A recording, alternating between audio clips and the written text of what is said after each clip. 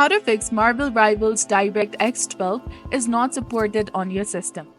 Well, in this video, we're going to find a solution on how to fix the DirectX 12 error in Marvel Rivals. So first of all, you have to press the Windows key and the R key on your keyboard simultaneously. This process will open a Run dialog box. Type DXDIAG and click on OK. This will bring up the system information window where you can check if you have DirectX 12 installed. If you do not have DirectX 12, there are a few steps you can take. The first and most important step is to update your Windows. Updating Windows can also update DirectX from an older version to a newer one. To do this, go to your settings and select Windows Update. Make sure that your system is up to date.